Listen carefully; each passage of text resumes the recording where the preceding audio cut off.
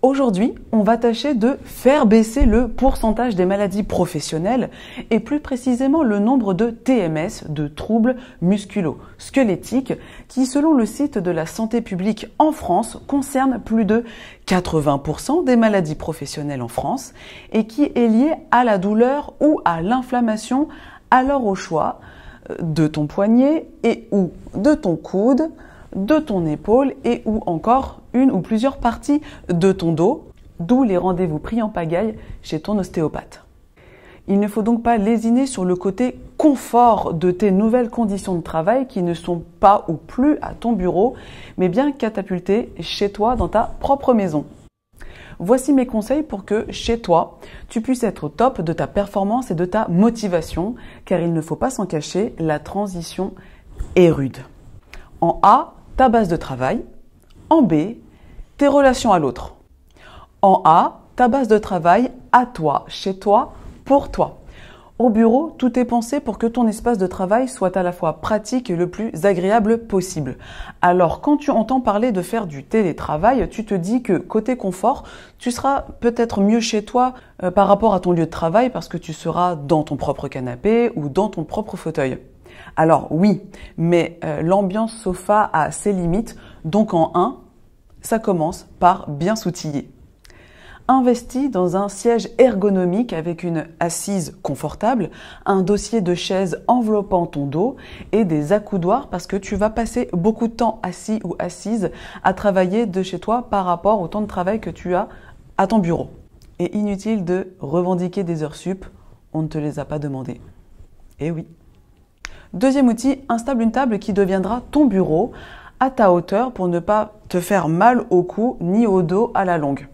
Il te faut aussi un bon éclairage pour ne pas t'abîmer les yeux. Un casque audio est idéal pour passer tes appels téléphoniques tout en utilisant des outils de visioconférence ou bien aussi pour prendre des notes.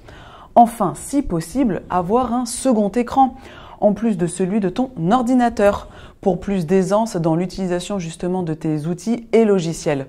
Je sais qu'au siège du journal Le Monde, c'est ce qu'ils ont, donc la moindre des choses serait d'avoir pareil à la maison. Et rappelle-toi des règles. Avoir le dos bien droit, le cou bien droit, les yeux alignés avec ton écran, tes épaules alignées avec ton corps et tes coudes proches des 90 degrés. Tu dois délimiter ton coin bureau de manière symbolique grâce à un paravent ou un meuble, bibliothèque qui n'a jamais servi auparavant, des plantes ou encore une boîte de mouchoirs art déco, ainsi que, pourquoi pas, le nécessaire de bureau type agrafeuse ou encore post-it ou scotch fluo. Mais il faut le faire, c'est ton territoire à toi dédié à ta réflexion, au travail pour lequel tu es rémunéré. Après, si tu le peux, c'est d'agencer un coin ou une pièce durablement avec ameublement, peinture ou papier peint à ton goût. Multiplie aussi les rangements pour organiser ton home working. Il n'est pas question d'envahir la maison de tes dossiers, classeurs ou autres imprimes-écran en attente d'archivage. De même qu'il est préférable de ne pas laisser ton assiette encore pleine de sauce de ce midi sur ton bureau. Les taches de gras sur tes factures, on a déjà vu plus classe, non? Essaye de garder le réflexe rangement pour que chaque chose soit et reste à sa place pour ne pas devoir la chercher partout au dernier moment.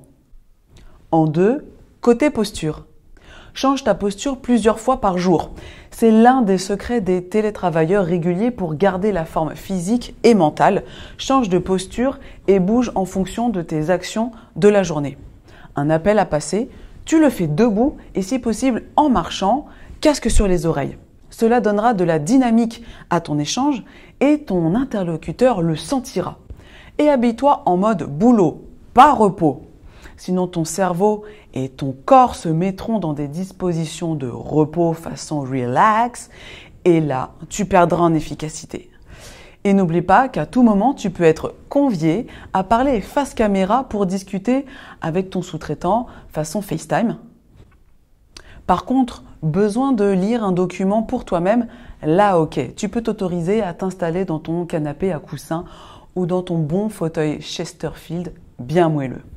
Changer de posture et t'étirer est très bon pour ton corps, ta circulation sanguine, ton squelette pour tes muscles aussi, mais aussi pour relancer ta concentration. Bouger permet de casser la routine et déjà que tu es enfermé à la maison toute la journée, c'est déjà ça de prix. En 3, fixe-toi des horaires. Le piège du télétravail, c'est de penser qu'il faut en faire toujours plus pour prouver que tu es efficace et démontrer que ce que tu fais est de la plus haute importance. Résultat, tu finis ta journée vers 18h, 19h avec le sentiment d'avoir vécu ta journée de travail d'une seule traite, sans avoir pu voir la lumière du jour. Un comble. Or, une journée de travail à notre vrai bureau est faite de différents moments. Le petit café du matin et petit commérage une fois arrivé à notre étage, suivi de la fameuse réunion de go, no go sur les dossiers du jour, le classement de nos mails ou bien le fameux atelier d'intelligence collective, puis la pause déjeuner, ensuite une discussion palpitante avec un collègue d'un autre département. Et oui, ton personal branding se fait toute l'année au contact de tes pairs, proches ou éloignés, mais aussi auprès de tes clients et partenaires. Sans terrain, il faut trouver d'autres astuces pour démontrer ta valeur et marquer ta présence. Donc attention, si tu es plutôt timide, introverti ou trop humble, on va t'oublier. Du coup, ce sera compliqué pour toi de justifier d'une demande de congé, d'une hausse ou d'une baisse de responsabilité ou encore moins d'une prime. Alors méfie-toi de toi et communique sur ton travail, tes obstacles, tes réussites et n'hésite surtout pas à demander de l'aide pour montrer ton humanité et ton professionnalisme. Si tu es d'accord, mets-le-moi dans les commentaires ci-dessous parce que là je sens que tu dors. En tout cas, pas de panique, le sujet du personal branding, le marketing de soi, sera bientôt ici en vidéo sur ma chaîne. Pour en revenir aux plages horaires, fixe-toi des créneaux qui donneront de la cadence et de la structure à ta journée. Impose-toi un horaire de début et de fin et surtout des pauses. Oui, c'est bizarre à dire, mais fais de vraies pauses pour toi, pour ton cerveau et pour ton dos. Il faut aller se dégourdir les jambes dehors si possible, le temps d'aller acheter ta baguette ou d'aller chercher le courrier. Le midi, pourquoi pas se faire un petit running de 3/4 d'heure, 1 heure peut-être, le temps de la pause déj. Ce ne sera pas facile au début, mais une fois bien instauré et bien mérité, tu ne pourras plus t'en passer. Ce type de timing permet de réguler ton énergie et ta créativité. Tu verras, tu pourras m'en dire des nouvelles. Cependant, avant de bouger, verrouille bien ton ordinateur et enregistre tes dernières modifications. Si possible, utilise une box à Wi-Fi privé pour la sécurité de tes appareils et de tes données. En B, tes relations à l'autre. Collègues, clients, managers, associés, conjoints et enfants. En 1, pour communiquer avec les membres de ton équipe à distance, tu peux indiquer dans ton agenda en ligne les plages horaires pendant lesquelles tu es disponible pour eux et vice-versa. Si possible aussi, des plages horaires communes dédiées aux travaux individuels où vous travaillez chacun de votre côté, mais aussi dédiées aux travaux collectifs où vous êtes tous ensemble ou presque selon les invitations et les habilitations, ainsi que des plages dédiées aux échanges au off. C'est très important de mentionner quand tu es présent ou non, ça évite de donner ou de se prendre des vents, ce qui pourrait générer une certaine frustration par exemple. Cela évite aussi de déranger les collaborateurs à distance ou de se faire déranger, surtout qu'on mettrait 23 minutes avant de se concentrer à nouveau correctement sur ce qu'on était en train de faire. Chacun peut avoir des contraintes différentes comme devoir aller récupérer les enfants en fin de journée ou encore attendre une livraison. Les collègues prendront le pli de caler des points avec toi en dehors de ces périodes off.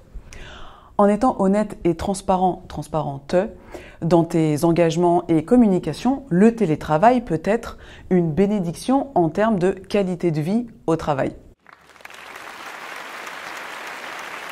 Pas de transport en commun ni embouteillage qui sont source de stress en début et en fin de journée de travail.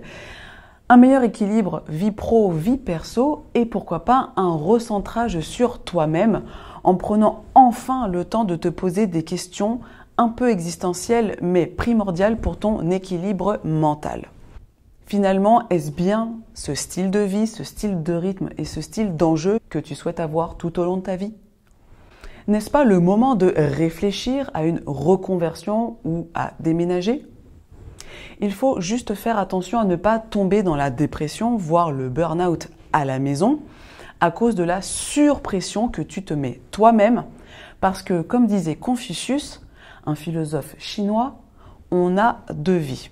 Et la deuxième commence quand on se rend compte qu'on n'en a qu'une.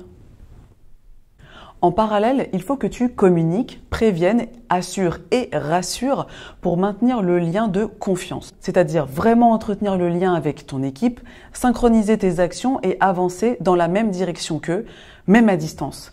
Et l'idéal pour humaniser l'ensemble, c'est d'instaurer des petits réflexes de politesse qui ne payent pas de mine mais qui pourtant permettent de garder des liens solides entre compatriotes d'une même équipe, même aux quatre coins de la France, et aussi avec les quatre coins du globe avec le décalage horaire. Réflexe 1. Dire bonjour à tout le monde à ton arrivée et le fameux « je ne vais pas tarder à demain » en fin de journée. Ainsi, tu balises ta journée avec un début et une fin. Réflexe 2. Use et abuse des nombreux logiciels et applications particulièrement pratiques en télétravail. Du côté des messageries instantanées, il y a Hangout avec ton compte Gmail, l'application WhatsApp qui permet de créer des conversations et des groupes. Il y a aussi Asana, Slack ou encore Trello qui ont des fonctionnalités très pratiques de partage de fichiers et d'organisation par thématique. Pour la visioconférence, tu connais Skype ou FaceTime. Il y a aussi Whereby qui est gratuit jusqu'à 4 écrans normalement. OVH qui est gratuit jusqu'à 50 participants, en tout cas jusqu'à présent, ou encore l'excellent mais pas trop sécurisé Zoom.us. Le Drive de Google est lui aussi ultra pratique pour travailler en simultané sur les mêmes documents, tous ensemble. Réflexe 3, on dit oui aux émoticônes, aux emojis. Plus de terrain, donc plus de langage verbal ni paraverbal. Or, le risque de la communication écrite est le malentendu, le quiproquo. Donc, sois très clair dans tes propos, quitte à relancer ou reformuler ta phrase pour obtenir une validation en face qui soit très claire, avec, si nécessaire, des smileys pour mieux faire comprendre ton message grâce à ta bienveillance. Réflexe 4.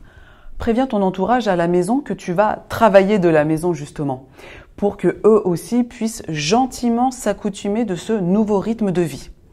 Sinon, tes enfants demanderont de l'attention en pleine rédaction de ton cahier des charges, ou encore ton employé de ménage passera à l'aspirateur, comme tous les mardis à 17h, sauf que là, tu seras dans ses pattes et en pleine visioconférence avec tes fournisseurs américains. Je suis Muriel Max, au service de ton image et de ton efficacité au travail. Je t'encourage vivement à m'envoyer ta demande d'accompagnement par mail à contact@murielmax.fr. Abonne-toi à ma chaîne et à la cloche de notification si tu aimes mes conseils et partage ma vidéo aux télétravailleurs que tu connais. En parallèle, quelles sont tes astuces à toi pour être efficace au travail mais à la maison? À tout de suite dans les commentaires.